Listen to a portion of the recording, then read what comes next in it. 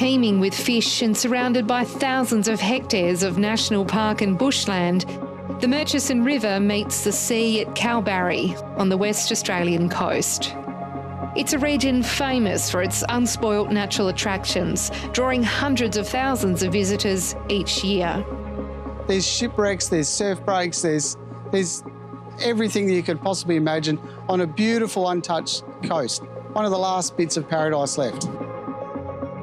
Beneath this skywalk, the gorges are millions of years old.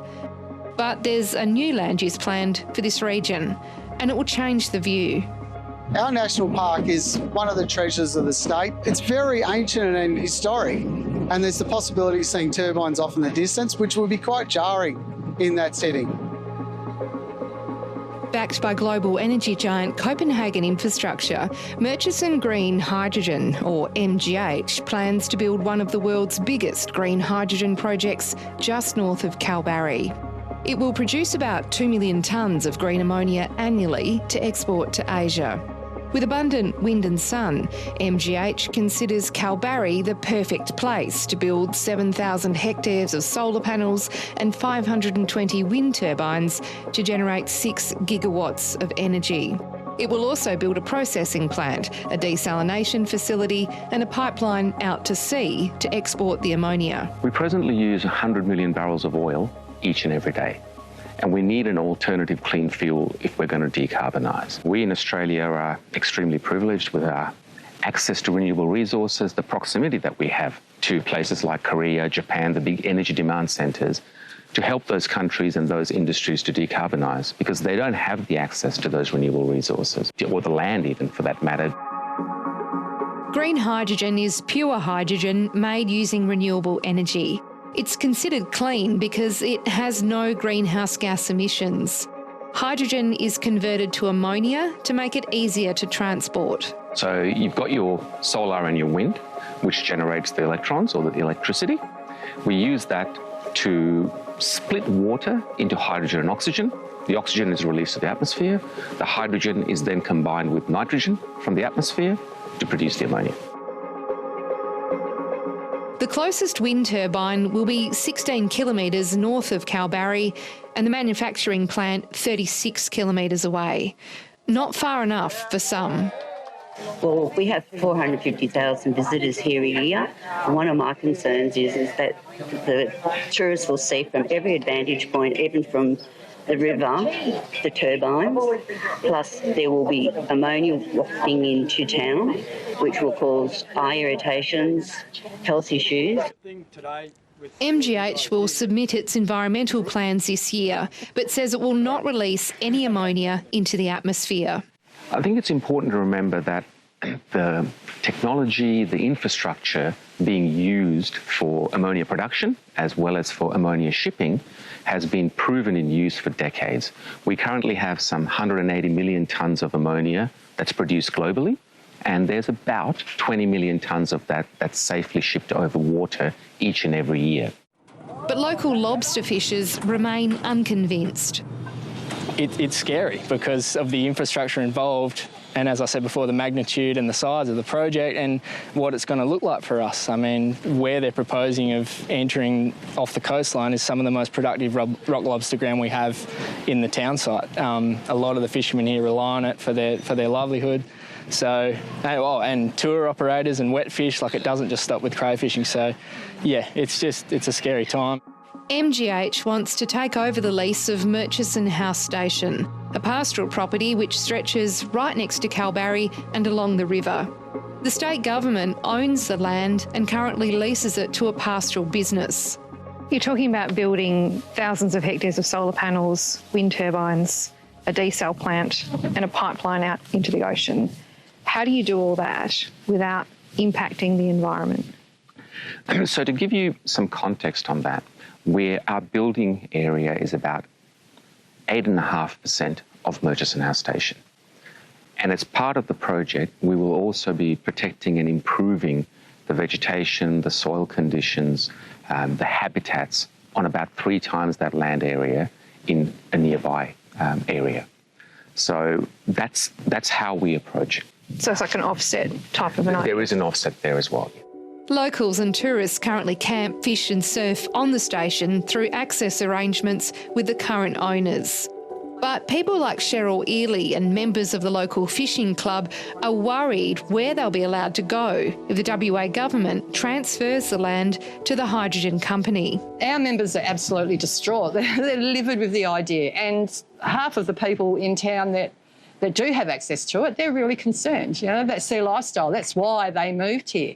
So what's the point of owning your little boat and your quad bike and your canoes and all the rest of it, and your fishing rods and what have you, if you can't use it?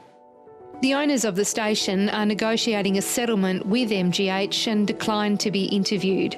But in a statement, they said they hope the community's concerns would be addressed and for everyone to continue to access the land.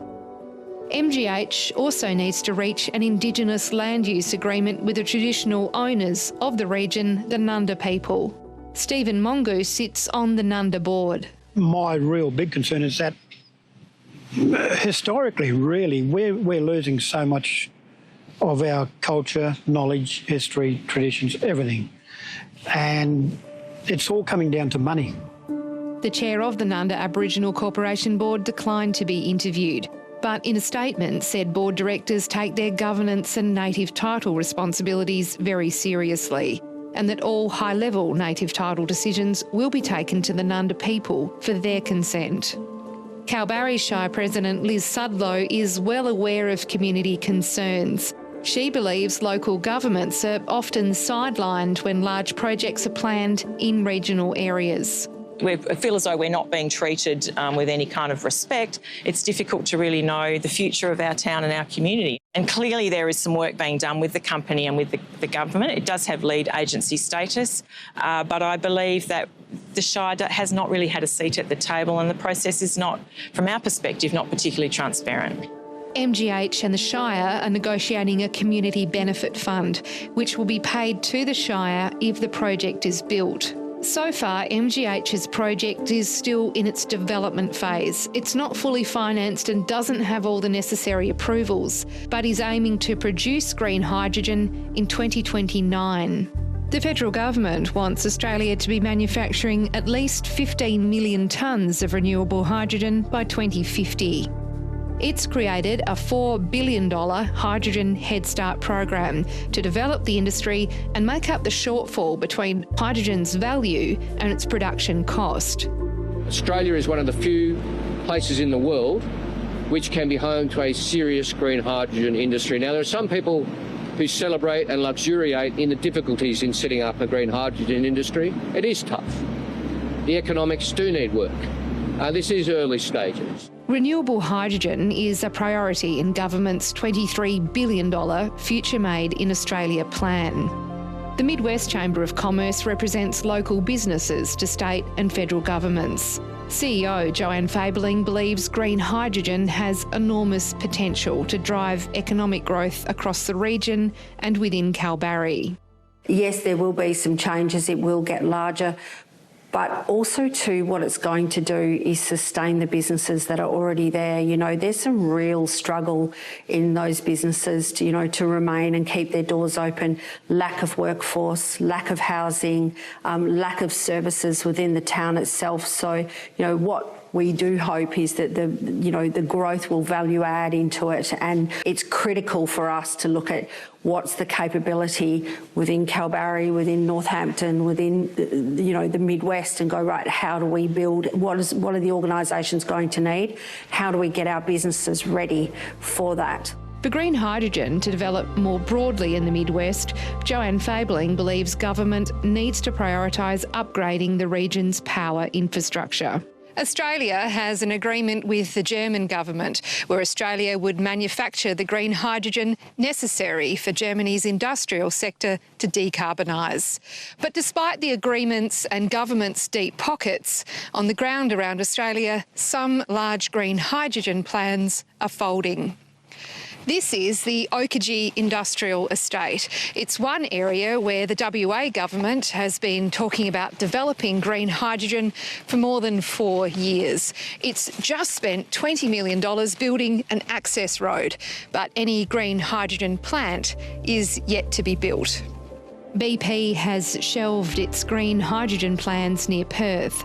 Late last year, energy giant Origin abandoned plans for a large green hydrogen plant near Newcastle in New South Wales because the economics didn't stack up. Instead, it will invest in renewables and storage. A $600 million hydrogen project at Whyalla in South Australia has effectively been scrapped, and mining magnate Andrew Forrest has scaled back his green hydrogen ambitions. But the federal government is pushing ahead. Now, this is a project of Western Australian significance, and, frankly, global significance as well. 3,600 construction jobs, 600 ongoing jobs. So the project from Copenhagen Infrastructure Partners in Murchison will receive up to $814 million in hydrogen Head Start support. MGH will receive the money if it meets production milestones, and it needs it. So together with the subsidy mechanisms that are there, we're confident of being able to sell our green ammonia globally.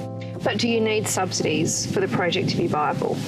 In the short term, there is a requirement for subsidies, but as the industry matures, those subsidies will no longer be required. So why is there that gap between the value of the product and its production cost? Why is that? It's primarily the fact that we are in the startup of a new industry, and it takes time for those industries to develop, which is why governments quite frequently invest in and help support the startup of those industries, which in the long term provides you those big economic, financial benefits back into the country.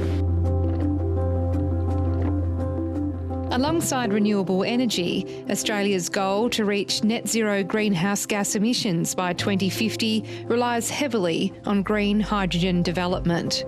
Time will tell which, if any, of the $225 billion of projects planned in Australia will get the green light.